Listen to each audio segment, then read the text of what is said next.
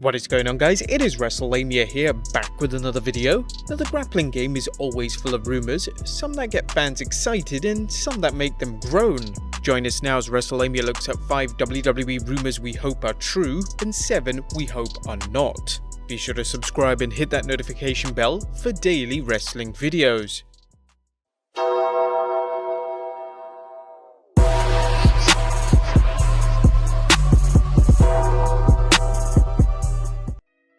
First, let's look at the rumors we hope are true. As number 1, AJ Styles vs The Undertaker at WrestleMania 36.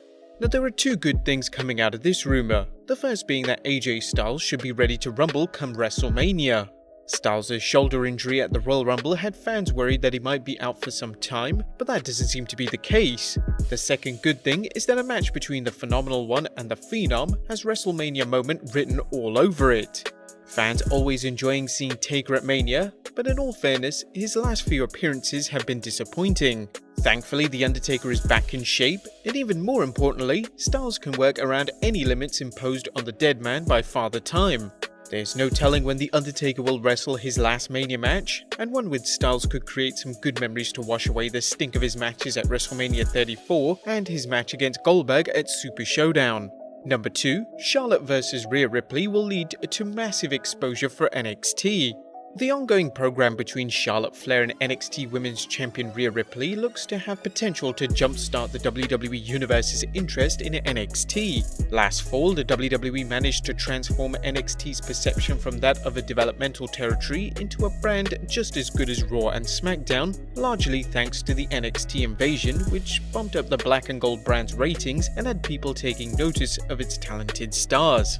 For whatever reason, the WWE felt their work was done, and they ignored any crossovers with NXT and leading them to take second place in the Wednesday Night War.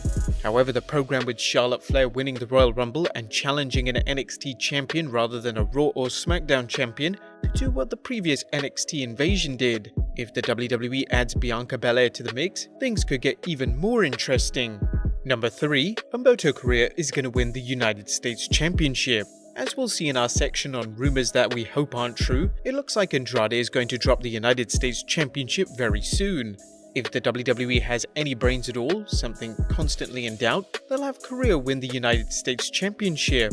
Humberto is over and has the skills necessary to work with a variety of opponents, which is one of the most important things necessary for a good champion. Carrillo could work rematches with Andrade or defend against challengers ranging from former champion AJ Styles to Angel Garza. Number 4, Matt Hardy will be revealed as the Exalted One. Although Matt Hardy is still under contract to the WWE, First March is fast approaching and there's a good chance Matt could be going to AEW. He's dropped numerous hints on his Free the Delete episode, and not to mention Twitter where he cryptically said goodbye to the WWE, and just look at his most recent tweet where it starts with "against every warning" in capitals, hinting AEW again. But rumor has it that Matt will be revealed as the Dark Order's leader, the Exalted One, and it's difficult to think of many active wrestlers who are better suited for the role. Matt could play his broken Matt Hardy character or a variant of it, guiding the cult in its bid to recruit more wrestlers to its cause. While the Dark Order has potential, it needs a charismatic leader, because while Evil Uno is good enough for smaller federations and the indies, he's better utilized as a secondary character than a top star. Evil Uno and Stu Grayson could grow over time into the upper card, or even the main event, but they need a charismatic superstar like Matt Hardy to give them the rub. Whilst we'd love for Matt to carry on in the WWE, they had the proverbial bull, but they clearly dropped it. And number 5, the British Bulldog entering the Hall of Fame. This is one that has been overdue for many years, as finally the former WWE Intercontinental Champion, the British Bulldog, will be going into the Hall of Fame. At least that's according to Dave Meltzer, who mentioned this on the most recent episode of the Wrestling Observer Radio. If the rumor is true, the Bulldog will be posthumously inducted into the WWE Hall of Fame, as he sadly passed away after suffering a heart attack in May of 2002. Who should induct him? His former WWE opponent and brother-in-law Bret Hart, or his son Harry Smith? Let us know in the comments down below. But whilst those are rumors we hope are true, here are 7 we hope are not. Number 1, Andrade is set to drop the United States Championship. After considerable buzz online about how the WWE wants to build Andrade and Humberto Carrillo up as two of their biggest Latino stars, Andrade's push could be spinning out of control thanks to his recent wellness policy violation. Although they kept the United States Championship on him, instead writing him out of action thanks to Carrillo inflicting a kayfabe injury, rumor has it that Andrade is going to drop the title very soon. It's likely he may be punished further by having to do a series of jobs too. That would be counterproductive since the WWE has put him over an impressive list of opponents on Raw, and Andrade's 30-day suspension and what looks to be the loss of his United States title should be punishment enough. Number 2. Vince McMahon has given up on Cedric Alexander. Now you see him, now you don't. Yet another example of how a new wrestler can go from hero to zero in 1 week, all thanks to Vince McMahon's notoriously mercurial moods. Cedric Alexander is one of many talented wrestlers in the WWE, and as we saw last summer, he quickly connected with the fans when he helped Roman Reigns out during the Big Dogs feud with Shane McMahon and Drew McIntyre. Cedric won a 10-man battle royal to earn a shot against AJ Styles at Clash of Champions, but came up short. Since then, he's been either missing in action or counting the lights, all because Vince McMahon decided Cedric wasn't doing anything and he was never going to. While there's zero evidence to support McMahon's belief that Cedric is unworthy of a push, Vinnie Mac is still running the show, and as he accumulates more wrestlers to the WWE, he's got so many to work with that he can discard them like toys when he gets bored of them. Granted, the WWE is paying big bucks to maintain an enormous talent roster of which many aren't even used, but the WWE Kingpin just doesn't care. Number 3. John Cena will face King Corbin or Elias at WrestleMania 36. And John Cena rarely wrestles anymore due to his ever-growing Hollywood career, so fans are wondering why on earth the WWE is rumored to have either King Corbin or Elias fight Cena at WrestleMania 36. While we speculated that King Corbin has a well-earned reputation for protecting opponents, which would be incentive enough for Cena to want to face him so he doesn't get injured and miss any shooting schedules for upcoming films, an Elias bout makes zero sense since the Drifter is now a babyface. Cena could have any number of dream matches at Mania, including one against Bill Goldberg, but right now the WWE is keeping things low-key.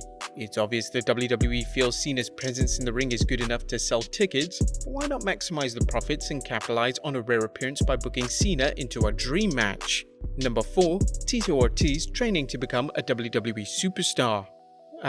Just what the wrestling world needed, another MMA fighter turned wrestler. As great as Ortiz is, the UFC Hall of Famer is 45 years old and rumored to be dealing with neck and back issues.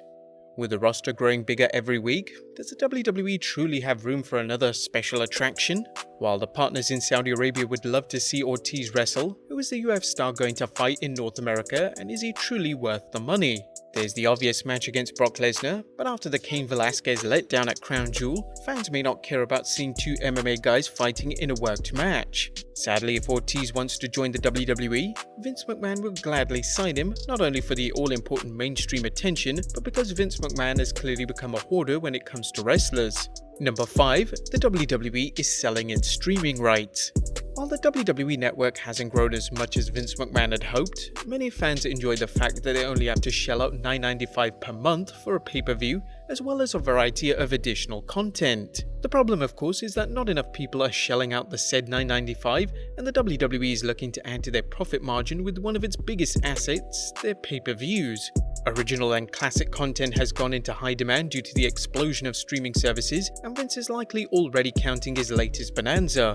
With the rumors that NBC's upcoming Peacock streaming service is looking for content, not to mention other names such as Amazon Prime and ESPN+, they could bring in more money by selling the rights to either their major shows, the Big Four at the Royal Rumble, WrestleMania, SummerSlam and Survivor Series, or even all their pay-per-view events. If this happens, what does it mean for the WWE Network? Will fans pay $9.95 for NXT takeovers and WWE ride-along?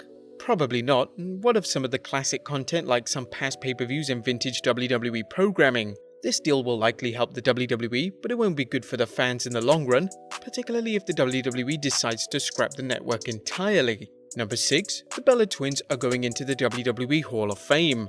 Now don't get us wrong, we think that both Brie and Nikki Bella's in-ring work improved quite a bit from their early days in the squared circle, and nevertheless there are so many other good female candidates for the Hall of Fame, including Molly Holly, Victoria, and most of all, Miss Elizabeth. The Bellas could go in the Hall somewhere down the road, but other than putting over the last season of Total Bellas, there's no reason to put them in ahead of so many more deserving women. And number 7, Bill Goldberg will defeat The Fiend and win the Universal Championship. There's already talk about Goldberg somehow winning the Universal Championship and going on to defend it at WrestleMania against an array of possible opponents including John Cena, Roman Reigns or The Fiend. It's difficult to imagine how Goldberg can defeat The Fiend, but it's possible the WWE will do so just to appease the fans in Saudi Arabia. Short of a screwjob of all screwjob endings, this will hurt The Fiend's momentum, and unless The Fiend gets a rematch at WrestleMania and regains the title switch will do more harm than good, entering the realm of the downright ugly. But there you have it guys, 5 wrestling rumors we hope are true, and 7 we hope are not. Be sure to leave your comments down below, subscribe if you haven't already, follow us on Instagram and Twitter, and I'll see you next time with some more wrestling content.